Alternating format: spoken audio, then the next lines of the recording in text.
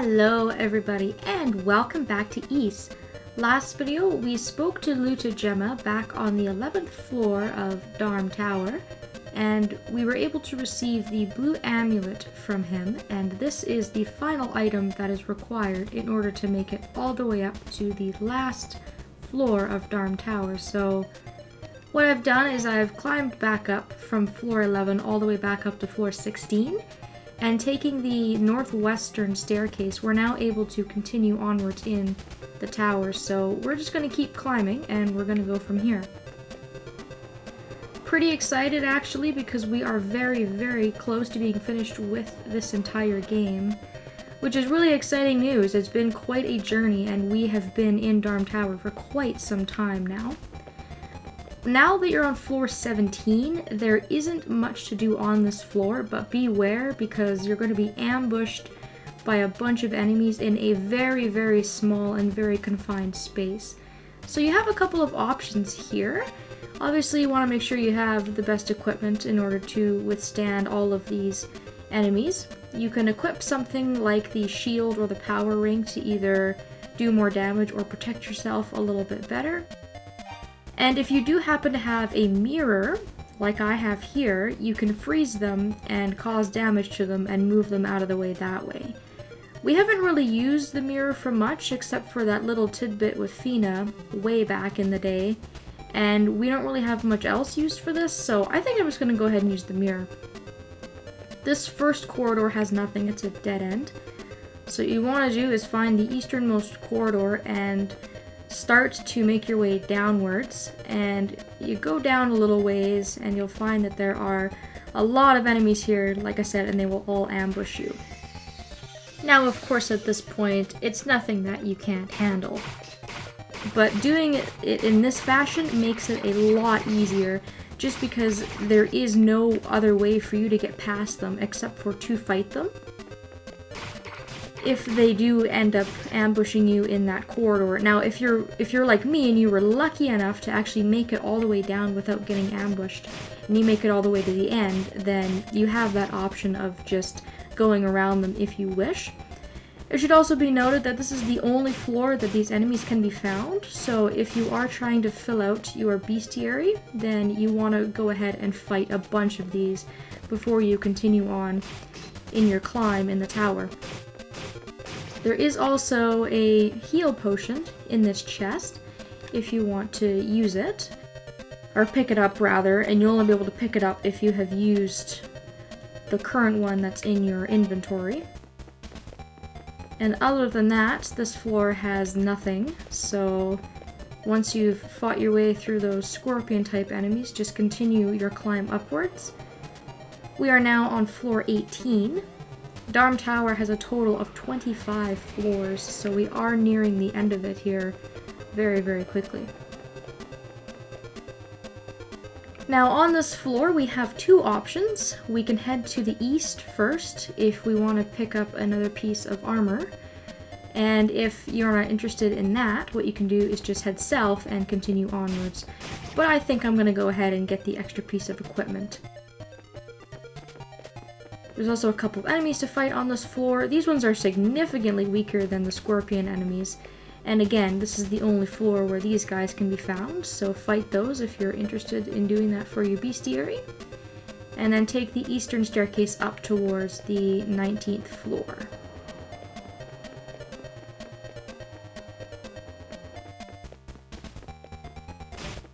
In here we're also going to encounter another new enemy, and this is the only area that this enemy can be found, and because this floor is completely optional, you may miss out on this if you're not being too careful. Now we can see these familiar looking statues here, which will indicate to you that this is another trap room. Now luckily, just to demonstrate what happens if you don't protect yourself with the blue necklace, is you'll walk in, you'll try to open up the chest, and you'll just be sent to the beginning of the room. Thankfully, they don't send you all the way back to the first floor of the tower. That would be absolute torture. And it will keep doing that until you equip the blue necklace and protect yourself against the traps. And then once you've done that, you can go ahead and you can open the chest up for the battle armor. So again, this is just another upgraded piece of equipment that you can use. This is the best piece in the game. It is imbued with the power of flame and can withstand any attack. So that's just going to give us a little bit of an edge as we continue on finishing up the last few floors of the tower here. Once you've done that, we can head back down to floor 18, and then we can continue onwards, making our way to the 20th floor.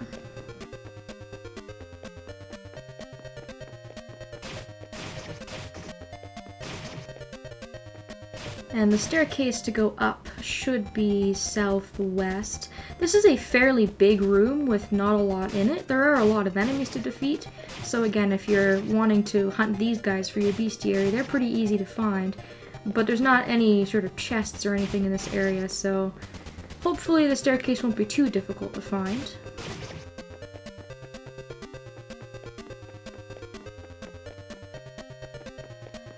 Adol must be really tired of climbing by now. He has gone up a lot of flights of stairs at this point. So here we are on floor number 20.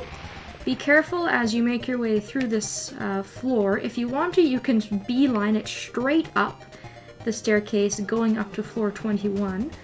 But I would recommend going back to that floor. One thing that may help you in this room, if you're having troubles with those enemies, which you probably will because they're very difficult to defeat at this point in time, is you can equip your timer ring, and that will allow you to sort of outrun these enemies. And what's important on this floor is to try and evade them the best that you possibly can and to go through the hole that they created. And then in here, we have a couple of more enemies to evade, and we have a chest to open, and this one has the flame sword in it. So again, this is completely optional, but the flame sword again is an upgraded version of the silver sword, again made with fire. So this is going to help you even more against the last remaining enemies on the couple of floors we have left in Darm Tower. And again, if you want to defeat these guys and get them into your bestiary, then I would 100% recommend picking that chest up, because as you can see, these enemies are tough as nails. They are very difficult to defeat, and you are going to have to fight quite a few of them if you are interested in filling them into your journal for your bestiary. So just be very careful there. It's really easy to get ambushed and killed, and they're very fast. And without the timer ring, they will probably more than likely catch up to you. Moving on though, that's all I really wanted to get in that area. We are now on floor 21, and we're again in another mirror room. So we're not done with these yet. This is the last one of them though, however. And this one is a little bit simpler, I think, than the last mirror puzzle, so don't fret too much. The enemies in here are also pretty easy to defeat, so this one really shouldn't give you too much trouble. You might get a little bit turned around, but ultimately it's pretty easy to figure out. If you are worried about getting turned around or lost, then a good strategy is to just make a save before you go through the first mirror, and then that way if you get way too turned around, don't know how to get back, you can just load and restart. So this path is pretty straightforward. We're going to go through our first mirror, defeat a couple of enemies here just to get them out of the road. We have a couple of different options of where we can go when we get into this room. You're going to want to go down the southeastern passage, and if you follow the path, we'll be able to come to another mirror. Be careful of the enemies that are in these small rooms as you come out of the mirrors. You can sort of really easily get ambushed if you're not too careful. Now what we're going to do is we're going to go left. And that's all there is to it. We are now at our next boss door. Now, be wary, this is a little bit different than the previous bosses in Darm Tower, the last ones. We've sort of been able to go into the boss arena and then get ready, but with this one it's different. As soon as you enter the door, you're going to be in the boss arena and you're going to have to fight. So Be very, very careful that you don't wander into this room and you don't have the right equipment and you're not fully healed, because that can really sort of screw you over. I think we probably have enough time to fight this boss. We'll give it a try anyways. Just want to make sure I've got the equipment on. You can see now that we have a really, really nice set of equipment here. We've got the flame sword, the battle shield, and we have the battle armor. So that's beautiful. That's going to help us along quite nicely. Again, it doesn't matter what ring you have on. It's not really going to make much of a difference. And if you've picked up that heal potion or you have the healer ring, you can stand in place or heal in order to get your health back.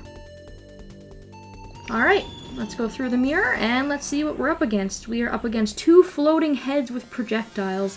This is a very, very interesting boss. The basic premise of this is to attack one of the heads. Only one of them you'll be able to cause damage to, the other one's sort of a fake. When the real head takes damage, it will switch heads. So you basically have to alternate attacking each head, and you have to try and dodge in between them, moving around the arena, and their projectiles. I do believe it's the yellow head that's always the one that is the real one that you can attack. As you can see here, they're moving pretty slowly now, but as they take damage, they will move more quickly, so you have to be pretty careful about that. But I find that this one is a lot easier than some of the other bosses in this area. It is pretty easy to take damage though, so you just have to be pretty careful. The other thing about these heads too is the more they take damage, eventually the projectiles surrounding them will disappear. So right now they each have 4, but as time goes on, that will gradually diminish and they will have 3 projectiles, 2, 1, etc. Now this boss I find is really easy on easy difficulty, but here you're going to have to sacrifice a little bit of damage in order to be able to get in between and attack the head. Depending on how your dodging abilities are and how well you've learned from the previous bosses, this can either go really, really well or very, very poorly. I'm actually not doing as well as I thought I would, but again, practice makes perfect, and most of the bosses in this game you do have to sort of attempt more than once. It's not like it's something I'm not used to. We can see now that one of their projectiles has disappeared, so this does give me an opportunity to sort of go when I think it's safe. I don't have to get hit by those projectiles if I'm careful. So kind of an interesting concept for a boss. I think that, you know, when people walk into this and they see that there's 2 bosses, they freak out, but don't fret, because it is actually technically just one boss, which is nice. It's just that there's 2 of them you kind of have to avoid taking damage from, and I think that that is kind of the annoying part, is just that there's not a lot of room in here between dodging and going in between and weaving and trying to cause damage and whatnot. I had a lot of time to talk about the strategy involved, which is nice. I think that that's pretty much all I had to say. That, you know, that pretty much covers it. Again, a lot more difficult depending on the difficulty that you're playing on. And if you don't have some of the upgraded equipment, then this will definitely be a lot more difficult. If you are able to get all of the equipment that I've covered in these videos, the battle equipment and the flame sword, then that will definitely make things a lot easier. Again, it will also depend on the difficulty you're playing on, those kinds of things. So good luck. We'll see if I am able to beat this boss on this attempt. Slow and steady wins the race with these guys, I think. You can go try and just run in between them if you want and sort of do that kamikaze type style, but there really is not a lot of room to get in between all of the different projectiles. So just be wary of that.